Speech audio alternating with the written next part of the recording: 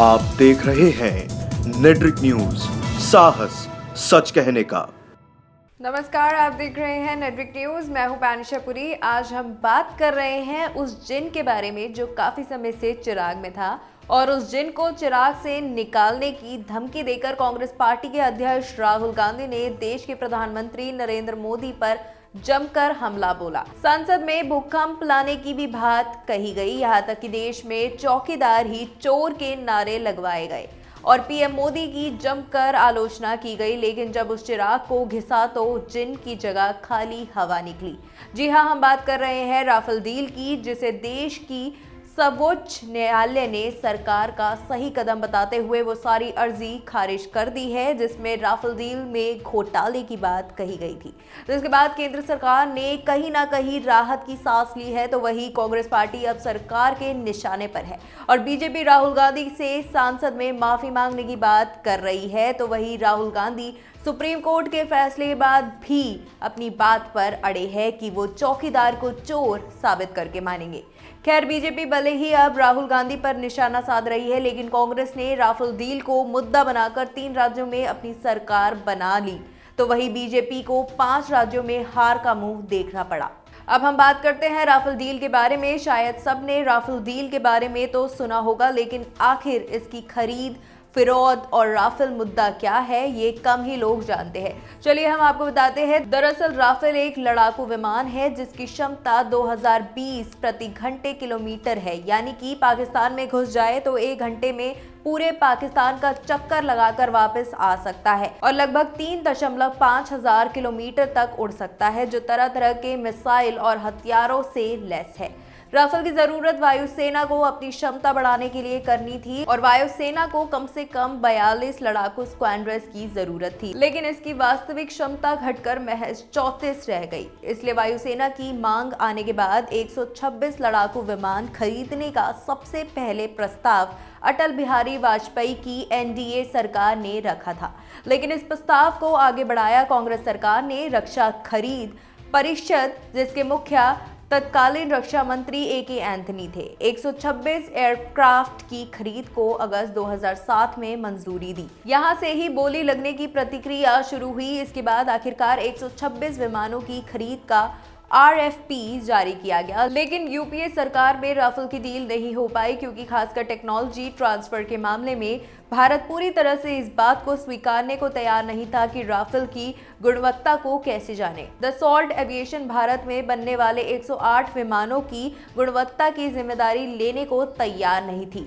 Dassault का कहना था कि भारत में विमानों के उत्पादन के लिए 3 करोड़ मानव घंटों की जरूरत होगी, लेकिन HAL ने इसके 3 गुना ज्यादा मानव घंटों की जरूरत बताई, जिसके कारण लागत कई गुना बढ़ जानी थी। इसी वजह से डील उस वक्त रद्द हो गई। लेकिन बीजेपी की सरकार 2014 में आने के बाद देश के प्रधानमंत्री नरेंद्र मोदी 2015 में फ्रांस यात्रा पर गए और वहां जाकर राफेल की डील पक्की करी। इसका फायदा ये हुआ कि समझौते के अनुसार विमानों की आपूर्ति भारतीय वायुसेना की जरूरतों के मुताबिक उसके द्वारा तय समय सीमा के भीतर होनी थी।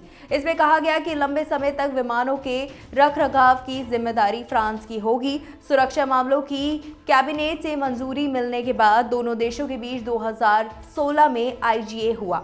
समझौते पर दस्तखत होने के करीब 18 महीने के भीतर विमानों की आपूर्ति शुरू करने की बात है, यानी 18 महीने के बाद भारत में फ्रांस की तरफ से पहला राफेल लड़ाकू विमान दिया जाएगा। डील हो गई और सरकार ने दावा किया कि एनडीए सरकार ने ये डील यूपीए सरकार के समय से कम पैसों में की है। एनडीए सरकार का कहना था कि हमने इस डील पर पूरे 12,600 करोड़ रुपए बचाए हैं, लेकिन 36 विमानों के लिए हुए सौदे की लागत का पूरा विवरण सार्वजनिक नहीं किया गया, जिसके बाद विपक्ष ने केंद्र सरकार को घेरना शुरू कर दिया और तभी से राहुल गांधी के साथ साथ वकील प्रशांत भूषण और अन्य यूपीए के समर्थक भी सरकार पर हमला बोलने लगे।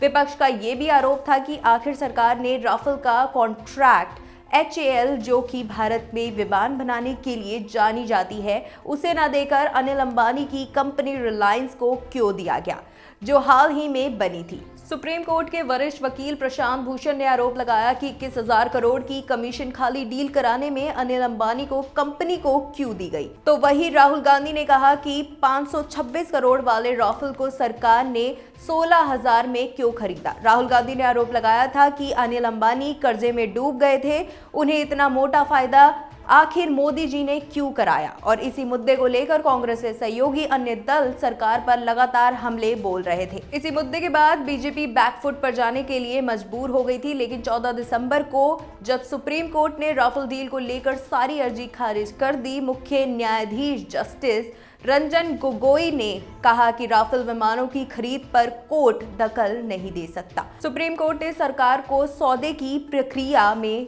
क्लीन चिट देते हुए कहा कि विमानों की खरीद को लेकर भी कोर्ट दबाव नहीं बना सकता।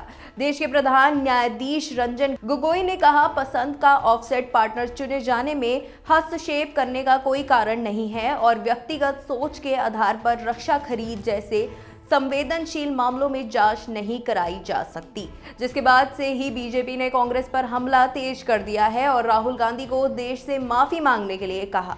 लेकिन राहुल गांधी अभी अपनी बात पर अड़े हैं और बोल रहे हैं कि वह चौकीदार को चोर साबित करके ही रहेंगे। और वहीं जम्मू कश्मीर में मोहम्मद मुफ्ती ने सरकार को सुप्रीम कोर्ट पर भी निशाना साधते हुए कहा कि अगर सुप्रीम कोर्ट और सरकार राफेल पर फैसला दे सकती है तो राम मंदिर पर फैसला क्यों नहीं ले सकती, ताकि देश में माहौल खराब ना हो। अब सवाल वही उठता है, जब सुप्रीम कोर्ट जैसे न्यायालय ने राफेल डील पर सरकार को हरी झंडी दे दी तो विपक्ष सरकार पर कैसे आरोप लगा सकता है। क्या ये सुप्रीम कोर्ट के फैसले को दरकिनार नहीं कर रहे हैं? अगर ये अहम जानकारी आपको अच्छी लगी हो तो हमारे चैनल को सब्सक्राइब करें, लाइक करें और बेल आइकन दबाना ना भूलें। हमारे साथ जुड़े रहने के लिए हमारे YouTube चैनल को सब्सक्राइब करें, साथ ही बेल आइकन को दबाएं। नेटवर्क न्यूज की खबरें सबसे पहले देखने के लिए।